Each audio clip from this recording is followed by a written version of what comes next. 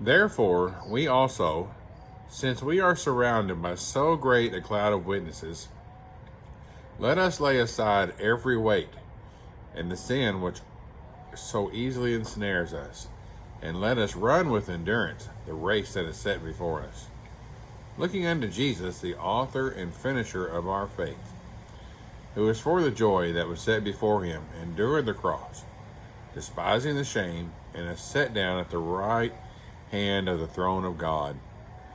For consider him who endured such hostility from sinners against himself, lest you become weary and discouraged in your souls. You know, many years ago when my sister was in high school and early on in college, she liked to run track. My dad also used to like to run. He would actually run many marathons, and I think he actually ran a marathon or two. But my sister loved to run. She was very competitive in those things. As I can look around my neighborhood even this very morning, and there's people running, getting exercise. But a lot of people do that for racing and for competition. You know, as we read here, that was a reading from Hebrews chapter 12, the first 3 verses. You and I as Christians are running a race. Every day we get up, we're starting that race over, and we're running it. And we see as we read there in Hebrews, we know that even Christ ran a race. And Christ had sinners all around him that could have marred him down. There are lots of things that keeps runners from maybe not finishing a race or being marred down. I know sometimes when my sister ran track, the weather may not be perfect, so that may slow her down. Or maybe it was the mass crowd of other runners and having to break through the pack. Or as we even see in those verses, we can't see the course that's set before us. Oftentimes my sister in running cross country or track may not have known the course that was laid out before her. So it was kind of a mystery as she ran and competed. You and I today have a course set before us that we don't know what it is. I don't know what tomorrow brings. But what I know is I have to continue to run the race. I cannot stop. There are people watching us every day run this race. As Christians, there are people that are spectating us in what we do every day. I encourage you as you run your race to look forward. I know that my sister was often told, don't watch your feet.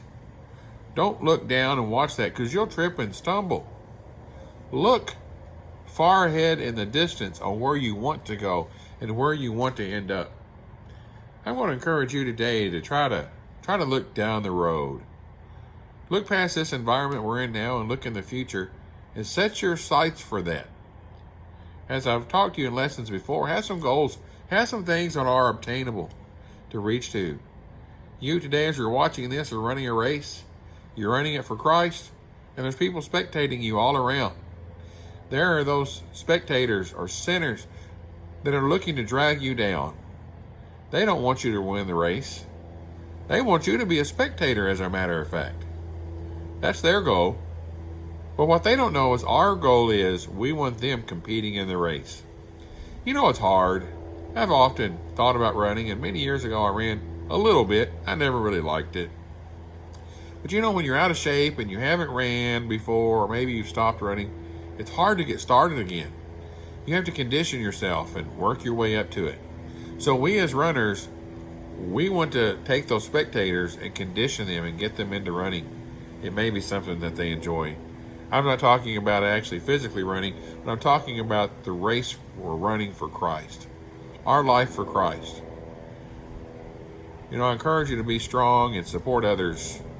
We see many times in races when runners trip or fall or things happen, their teammates may give up the win to pick them up and to help them finish the race. That's what I'm doing for you today, helping you run the race. Your positive comments and support helps me run the race too, and I thank you for that.